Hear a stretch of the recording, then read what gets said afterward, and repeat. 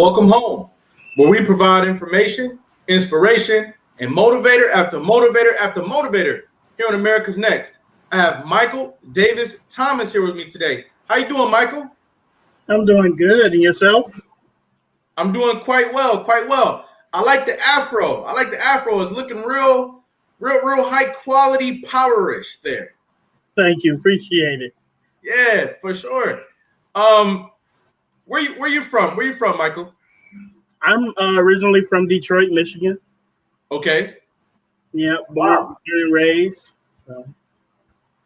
You know, the more I do this show, the more it seems like there are very resilient people who stick out amongst the crowd from Detroit, from Cleveland, from California, Los Angeles, New York. There seems to be like almost like these pockets of energy around the country where these top flight people are produced.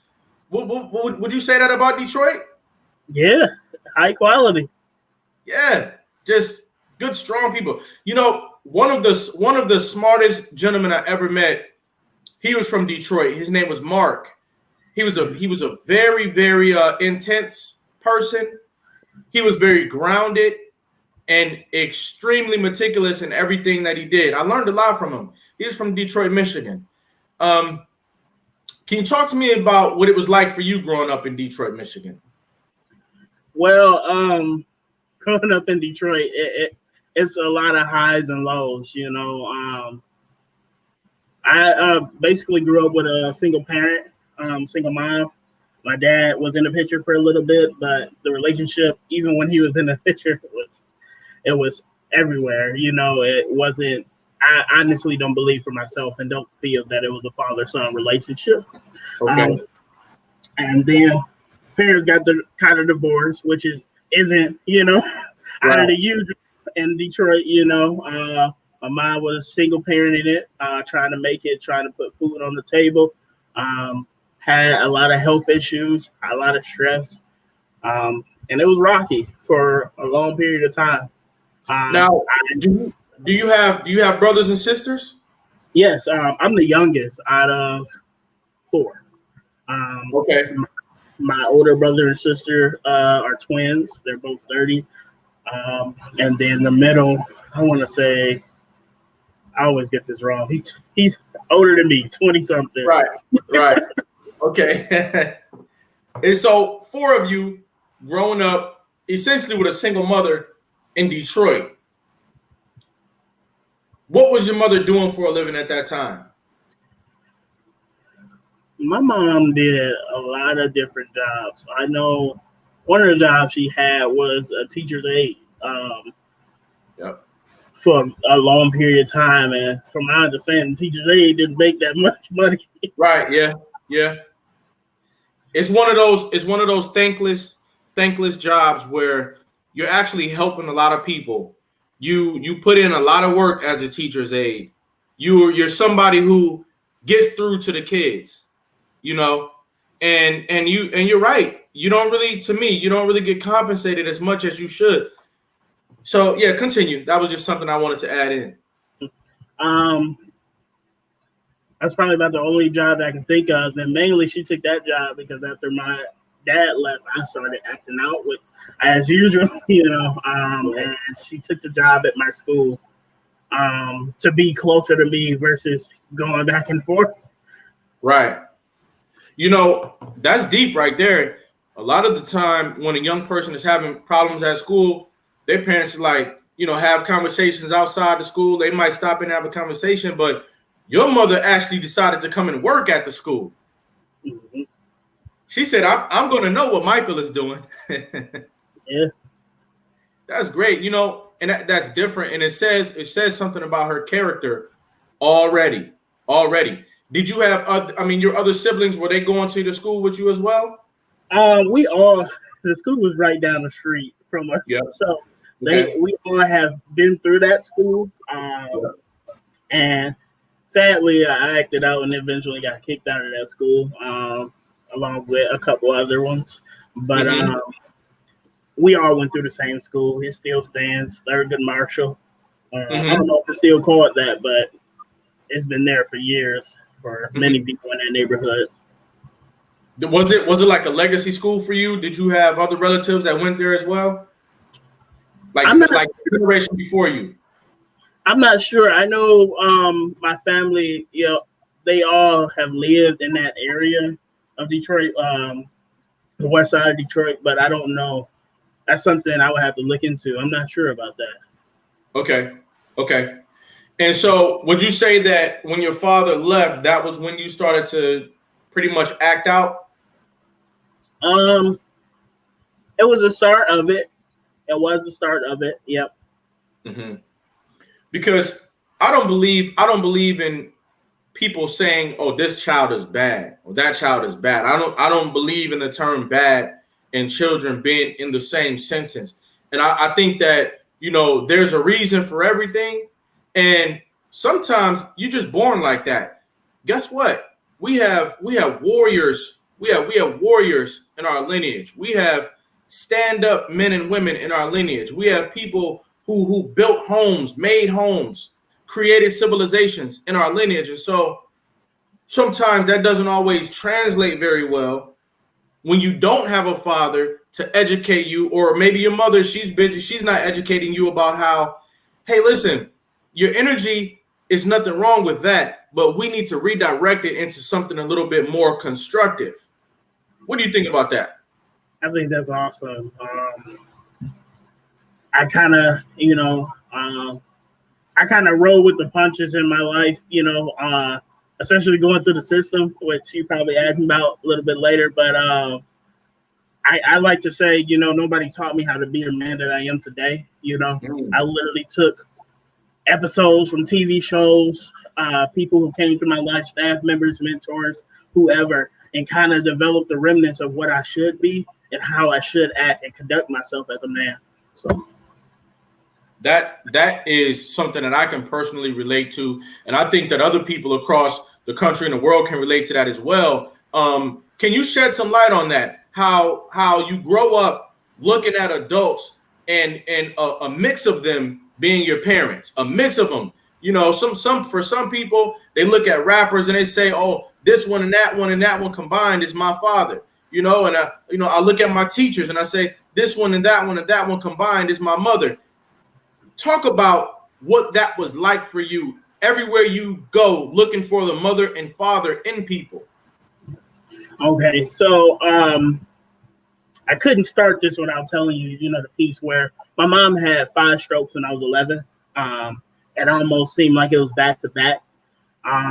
That's when the brunt of my behavior issues ruptured. A lot of misunderstanding, a lot of numbness came into play. My dad wasn't there now. I don't have a mom. All my siblings had went off and done their own thing, either go to college or live with their father. We all have different dads too, so we all had those different sectors of family that they could have went off to. Right.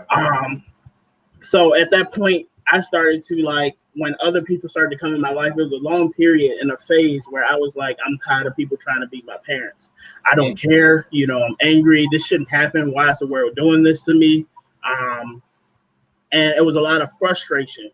And eventually, I got tired. I did reality check programs, boot camps, in and out of juvenile for almost 11 from 14, 15. Then I became like a ward of the state, and then I became a dual ward. Because at that point, the courts had tried to get a hold of my dad. It's this crazy process. When they can't get a hold of your parent, they put a letter out in a newspaper to try to get a hold of him. They even did that, and they couldn't get a hold of my dad. And once I saw that, I was like, that's crazy, So I just like, I got to do what I have to do. And from that period, I went on into foster care. I was considered abuse and neglect.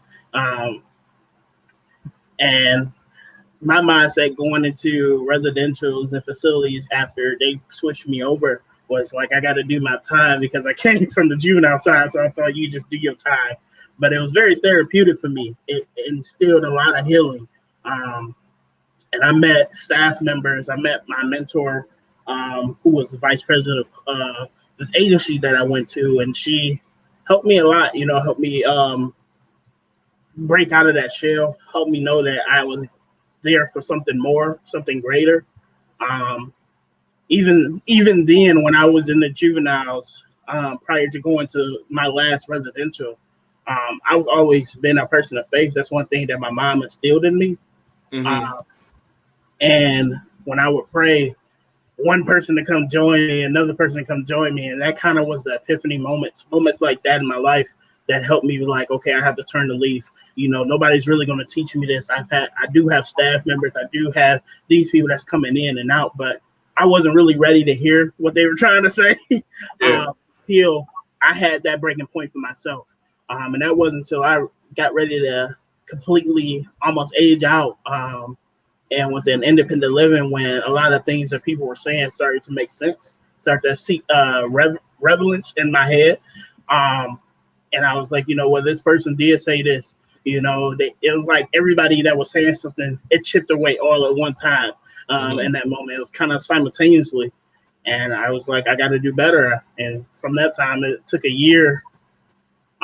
Took a year because I was bouncing around from schools to graduate when that clicked. I graduated and went straight to college.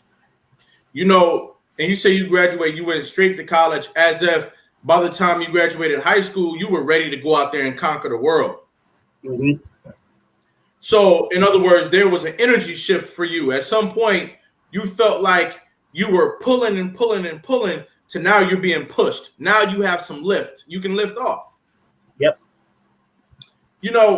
I think that some of the things that we learned in high school physics were very applicable to life itself. And when you learn about how something that is falling or something that moves naturally is trying to find rest, it's trying to find a resting place. It's going to continue to fall or move until it can find a resting place. And once it finds a resting place, it can then contribute to whatever ecosystem it lands in. And I kind of see you that way. When your mother had those strokes and you were the youngest, you were the baby, it's not like you were the oldest and you already knew how to be successful out there in the world. That must have sent you spiraling downward. It sounds like your world sort of started coming apart at that moment.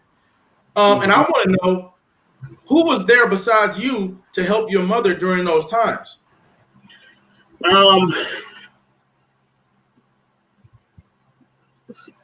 People tried to chip in, but mainly it was me and my sister. Yeah. I remember me and my sister took guardianship over me and my mom, basically. Well, over my mom, and that simultaneously gave her guardianship over me. So hold on. You said that you and your sister took guardianship over your mother? No. So when my sister took guardianship because my mom couldn't do anything on her own anymore, she had to have somebody as her what's the word?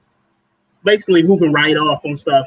So when my sister took guardianship over my mom, because I was still a minor, that took guardianship over me. So me and my sister, it was like my sister go to work, I'm coming home from school, giving my mom her medicine, bathing her if need be.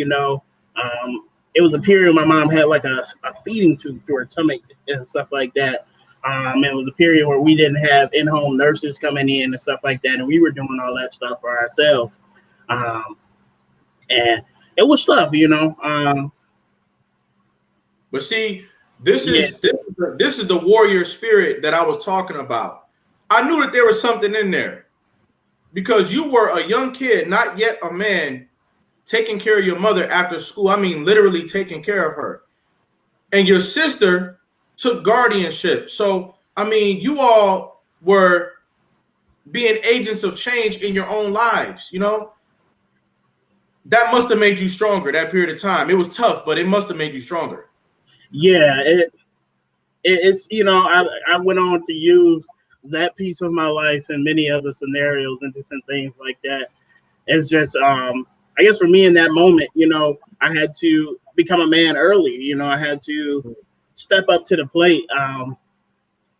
And it really didn't help because I still didn't deal with things that I was angry about. But I tried to do my best as a kid. Mm-hmm. Supporting my mom as best as possible.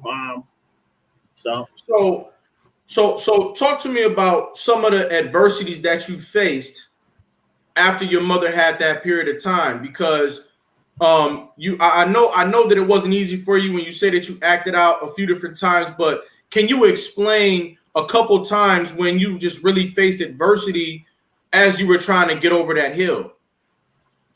So a lot of my behavior issues stem from being severely bullied in school, Mm. and some other abusive scenarios that happened in my life. Mhm. But mainly, school was the biggest thing. So my mom had strokes.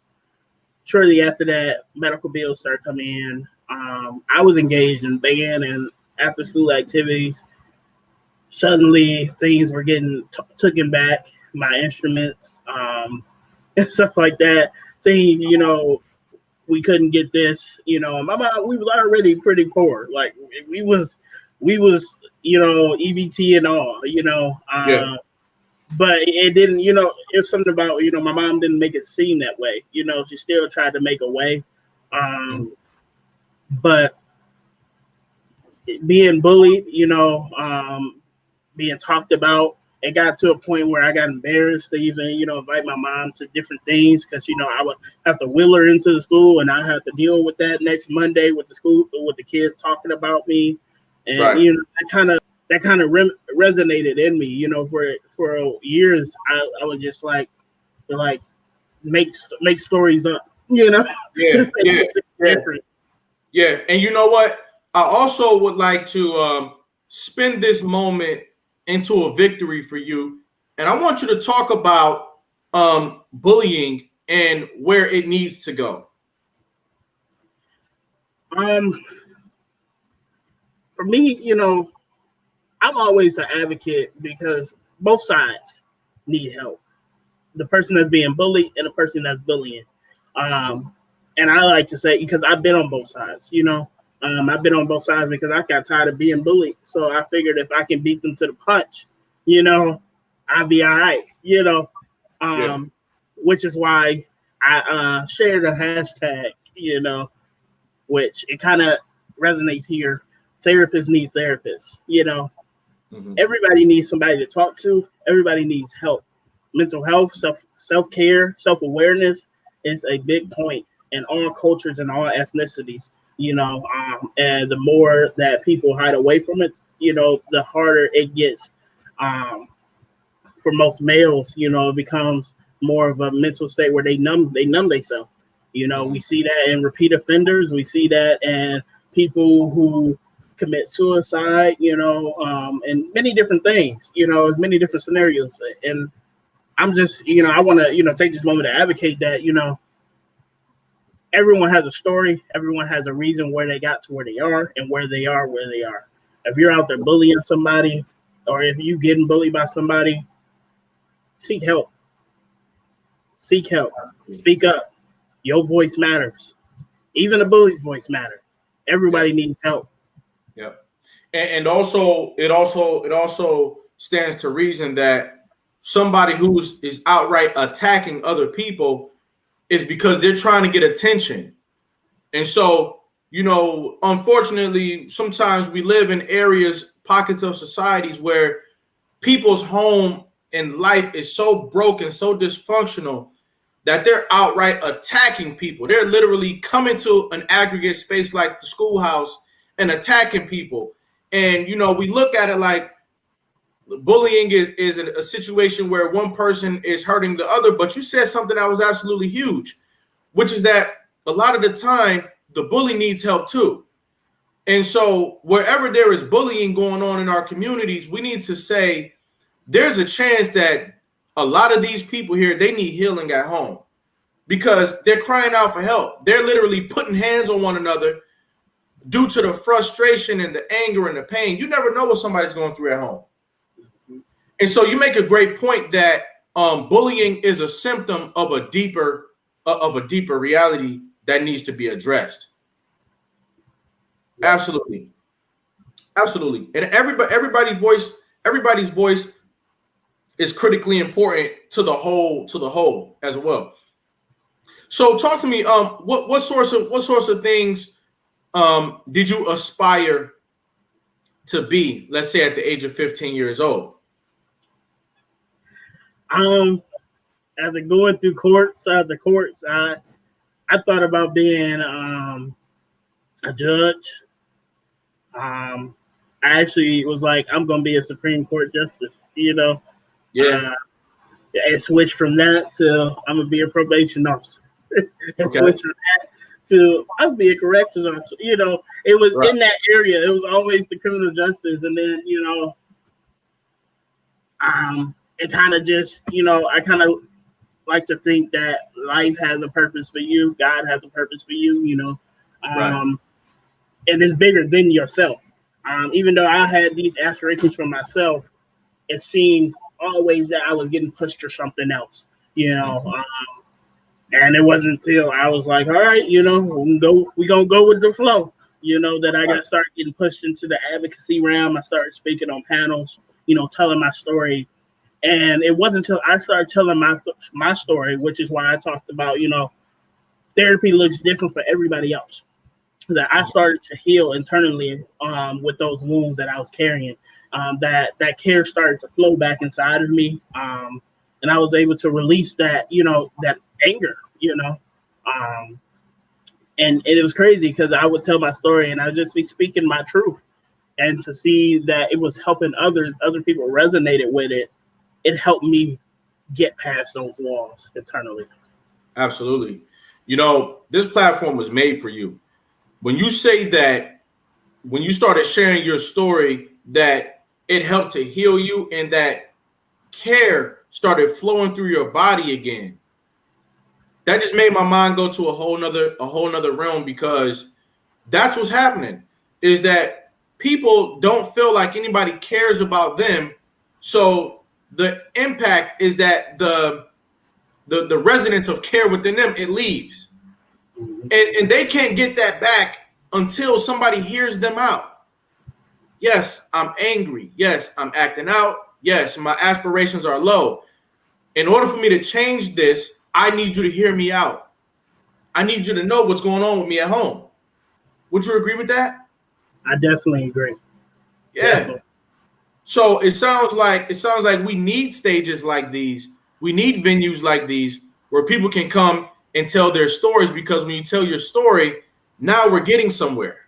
Mm-hmm. We have several comments in the building. Michael, you're getting a lot of love out there today. Sierra Young is here. Chastity Curry is here. Ani Keene Riley's here. Yolanda Riley's here. Lamar Taylor, we see you. Kevin Woods, we appreciate you. And so you are not falling on deaf ears this morning, Michael. And the way that you decided to change your life is a great example for other people to pick up and follow. Now, you mentioned spirituality a couple of times.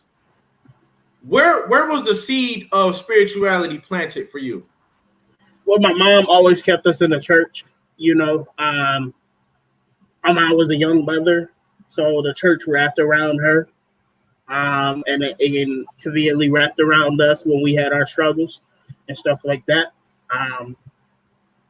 which showed more. My mom passed away 2019.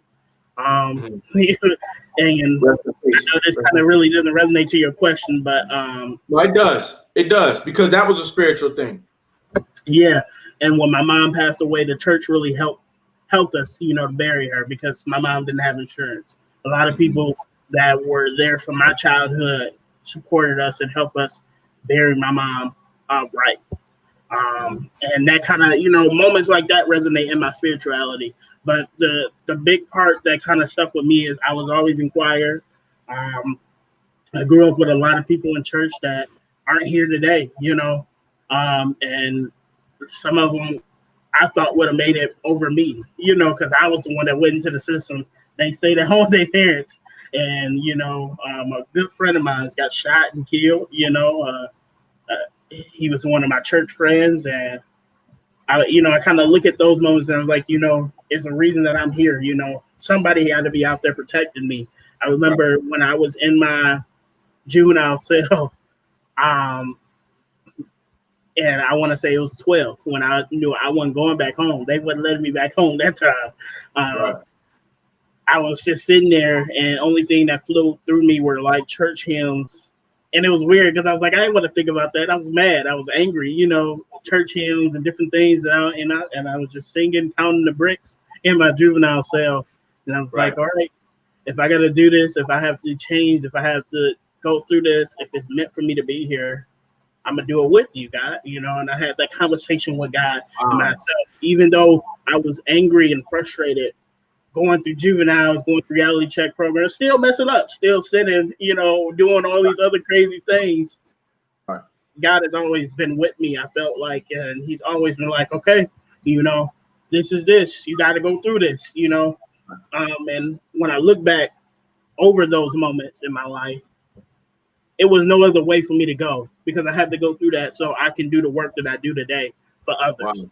My story had to happen so I could be there and work in the residential and tell the kids like, hey, y'all got to make it because ain't nobody else going to do it for you. There's no backwards,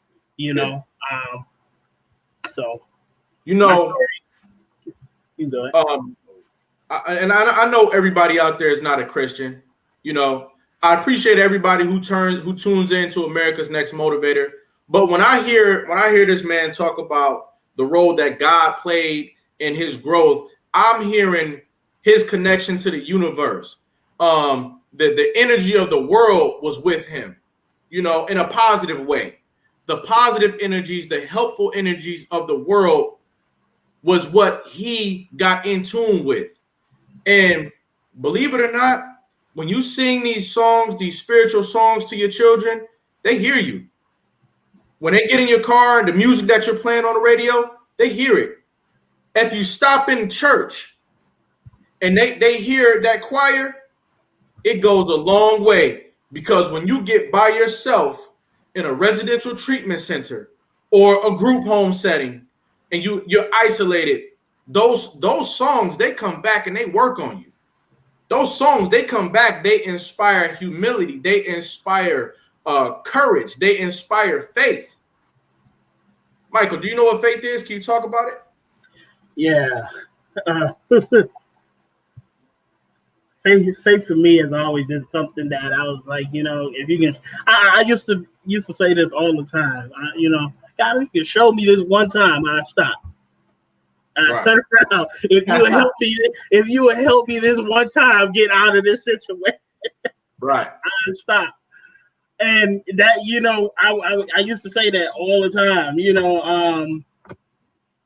and sometimes I catch myself and like, Lord, if you help me get to this gas station, right. I will remember to get gas, I still do it sometimes as an adult, and as a child, that was my remnants of faith, God working, right. Bringing you out of situations. But as I grew up, faith for me has been a stronghold.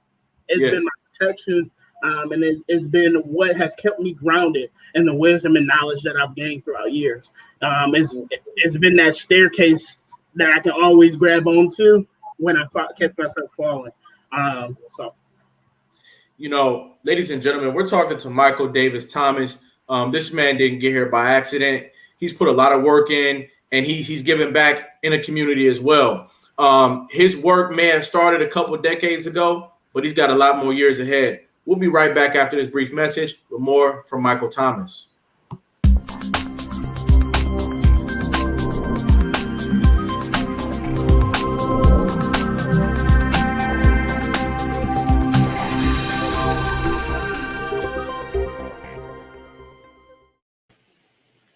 America's Next Motivator, Monday, Wednesday, and Friday at 5 p.m. Eastern, Tuesday and Thursday at 10 a.m. Eastern.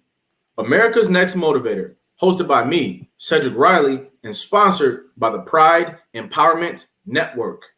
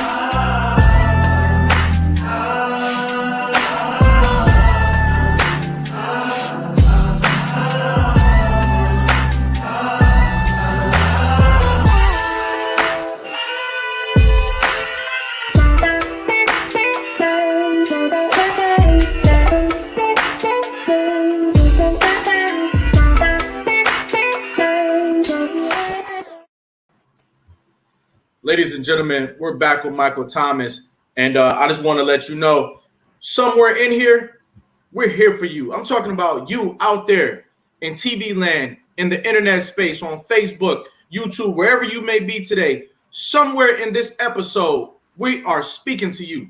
Let me know in the comment section, or even after with a follow-up, that something that we talked about today is something that you experienced as well. Michael, you were talking about faith. You were talking about spiritual anchorage and how it enabled you to get through places like the residential treatment facility. For those people out there who don't know what a residential treatment center is, can you talk about what it is and what's the culture like there? Well, there's different type of residential facilities, but most of the programs that I were in were group based. Now, my take on them, is kind of different.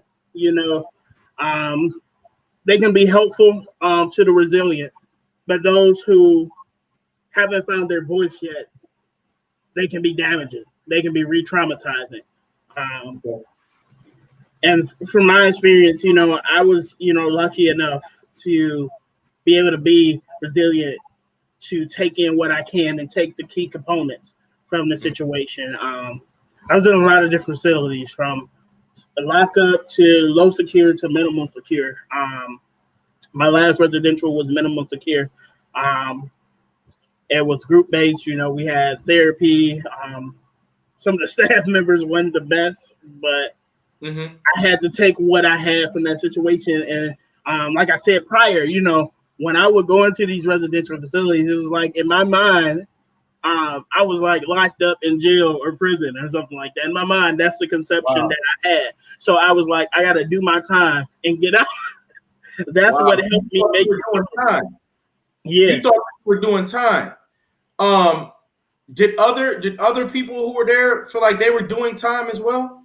Yeah, because all of us there, we were talking amongst ourselves and like, oh, well, you had a behavior issue, so you must be here for that reason. We wasn't there because in our mind, or for me at least, not until I got ready to almost leave, I felt like I was there because I didn't have no other place to go. I felt like I was there because I needed help. I needed therapy. I needed all these different things. That mindset didn't click in until almost when I got ready to walk out the door. But while I was there, I was just trying to survive. It was a very surviving situation. You deal with bullying in there. You deal with people trying to be dominant male, people trying to display their feathers and stuff like that. And if you don't do something right or you tell on them, you get beat up, Wow. And, it's kind of like, contraband, all these different things you see is really like a jail mindset. It really is. So given your background, a kid who it wasn't because you were a criminal that you end up getting passed through the system. It was because there were some things that stopped working at home. And so because things stopped working at home, long story short, you end up doing time, quote unquote, in a facility where people have a crab in a barrel mentality, and you have to almost find a way to slip through the cracks or be pulled down along with other people. What do you think can be done better in a place like residential treatment centers? Well, for me, I love that you said crab in a barrel mentality. What residentials seem to do to kids, mostly juvenile facilities too, I kind of put them all in the same because they built the same, is instill institutionalization. If you're already dealing with PTSD, basically you get into the mindset that, I'm locked up. I got to do my time. And sometimes it's hard to get out of that mindset once they free you. Once you get out on your own to society, you find yourself still doing things like you locked up. Like for me, once I got out, or when I went on home visits, I would ask my sister, "Can I go to the bathroom?" She'd look at me like I'm crazy. When I would get angry, what we would do was call group meetings or group sessions. I would get angry at home, after getting out, and I'll be like, we need to have a group session. My family look at me like I'm crazy. You know, Right. these things that institutionalize you, that puts you into that mindset that you're not free, that you're not your own citizen, that you have to adhere to all these different rules. Now, I mean, the world may be some things, but it locks you in your own mind. And also, it sounds like it can make you feel a little bit less human. Like, I'm a little bit less human. I don't have as much freedoms as everybody else. In order for us to be functional, we're going to have all different types of formalities. We got to have rules for everything. We got to have group sessions. We got to be walking in a straight line. We got to be, being seen as a number, so to speak. What can we do? What can we do to make sure that young people who are in the system keep their soul? Now, I believe that group programs have a time and a period, but what happens is when the system starts getting conjunctive, they put anybody and everybody in the same group. So that means people who have committed crimes, like that need to be on the juvenile side to get that help, are in the same unit, same facility as those that are abuse and neglect, that just got out of a very abusive situation. So you got people that's committing crimes and those who didn't do anything wrong, thinking that they did something wrong, which is hence myself. When I went to residential, we were combined together, and I'm like, okay, well, you treating them the same as me, which, we all should be treated equal, but the therapy looks different. The treatment looks different. There's different kind of healing that needs to be involved.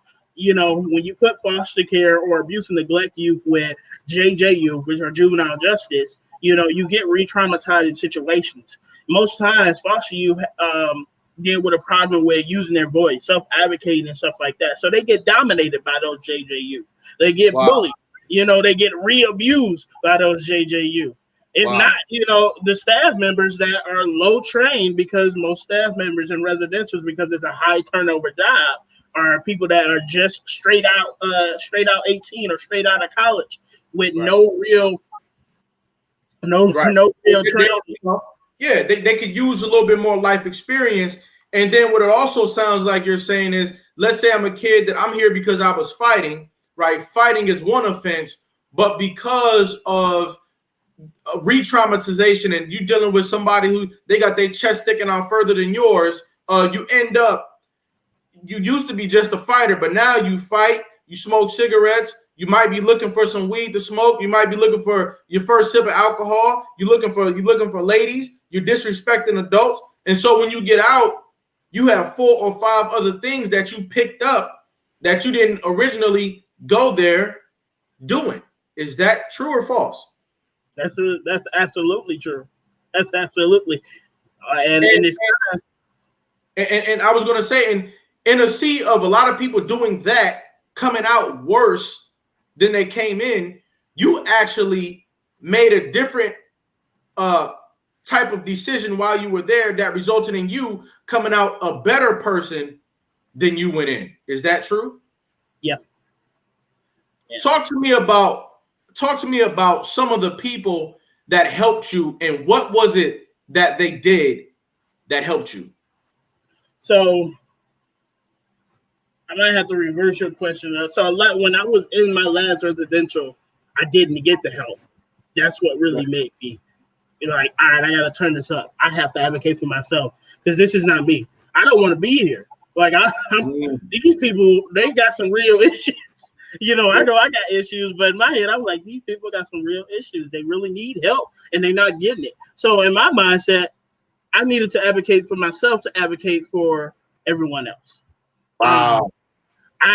So I did a lot of things, and I got a lot of brunt because people wasn't doing what they had to do. Staff members wasn't, they were dropping the ball. So when I would go to court, I would advocate. I was like, look, this is happening. I don't know if this is right, but hey, like, I don't care if they do something to me, but long as they get help. We supposed to get phone calls. They're not giving us phone calls because what's the name act up. I don't think that's right, that we all got to be held up because another person did that. I don't know what that is, but I know a little bit about recipient rights. One thing that I did do was when I was in juvenile and I was in residentials, I took law dictionaries. I took, recipient rights handbooks. I read the whole thing and analyzed it. So people hated me. Staff members that wasn't doing their job hated me because I would call them out. I was like, what's not going to happen is y'all going to treat us like crap. We already done that. That already happened. You can't do any worse. So if anything, while I'm here, I'm going to make sure that everybody else is good. And that's kind of mentality that I got in those residentials. I was, quote unquote, what you call like a positive peer, We did have a negative peer, but it was kind of really like a gang mentality. When things would disrupt, me and that negative peer would come amongst each other and talk like, look, man, we got to go on home visits. If you got this cell phone that you know you're not supposed to have, that you hiding, man, give it up. I ain't going to say you had it or whichever, but give it up, And it was literally like that. We would have to work each other. It was like the kids were working the group versus, actual people who's supposed to be. Right. And so you all were talented young leaders, despite what it might have looked like on the outside. And you actually became an activist for yourself and for others. You became an activist for yourself and for others. And I think that I saw that in you as soon as the show started. And here you are as we round third base, making it plain and clear that you stood up for yourself and you stood up for other people. See, you were a leader from the time that you were born.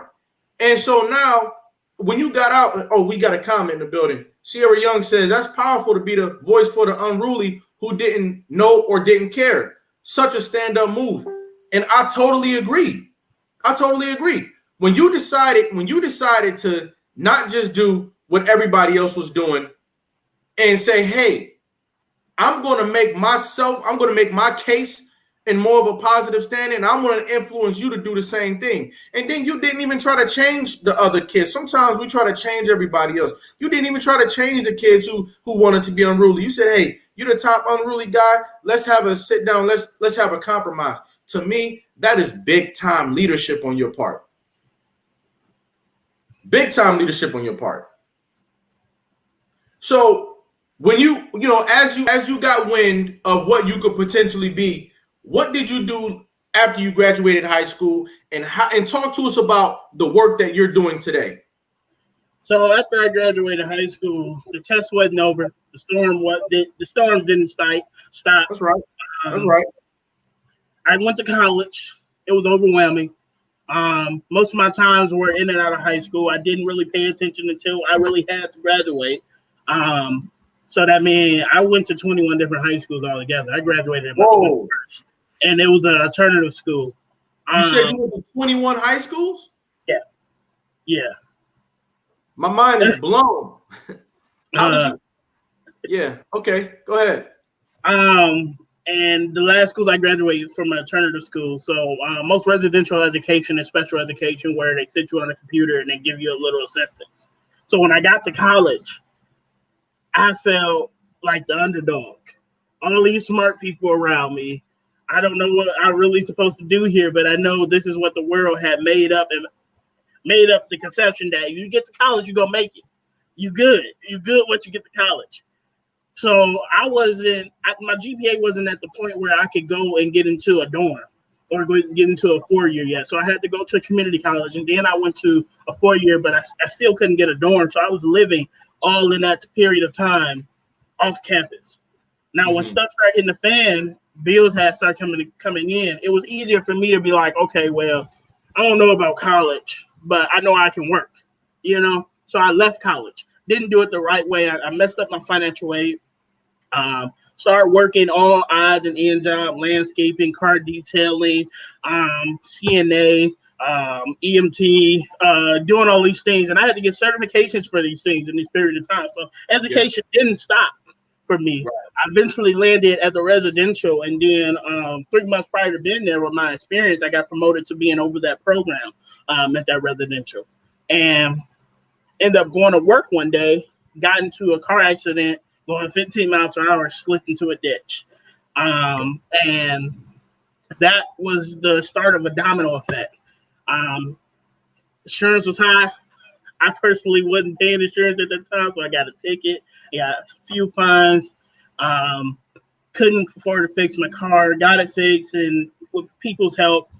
And by that time, I wasn't having the time period to get into get rent done or anything like that. And one thing led to another that um, lost my place, ended up homeless, ended up staying with some friends, and wasn't the best situation. Made the Well, best out of it. if I can, let me say this, because I've had some of those experiences as well.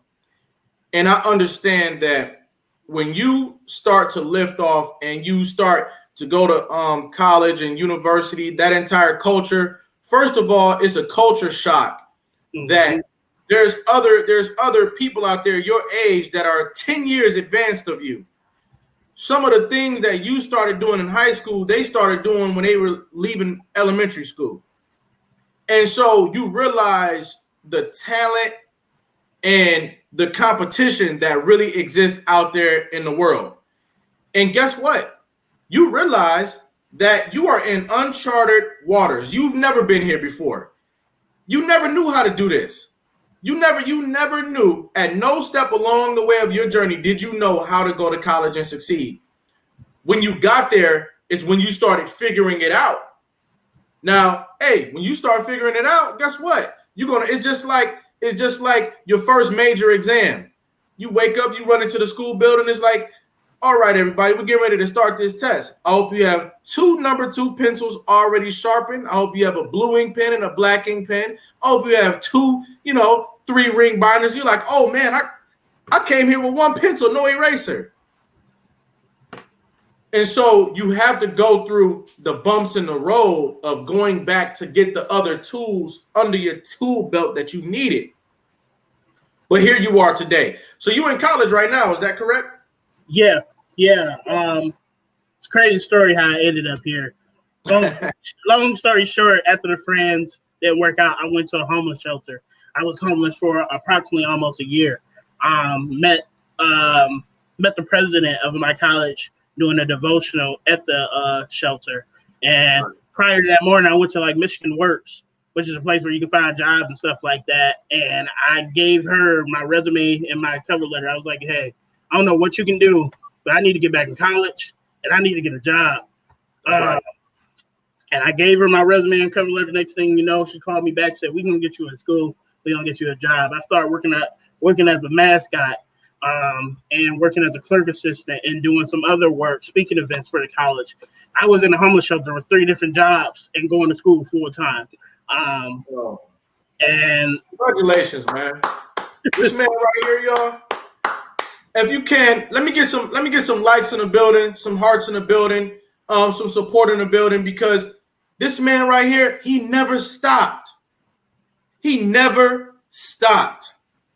I know sometimes I'm yelling through the computer, but I'm trying to let you know in real life, this man, he never stopped, y'all. He never stopped.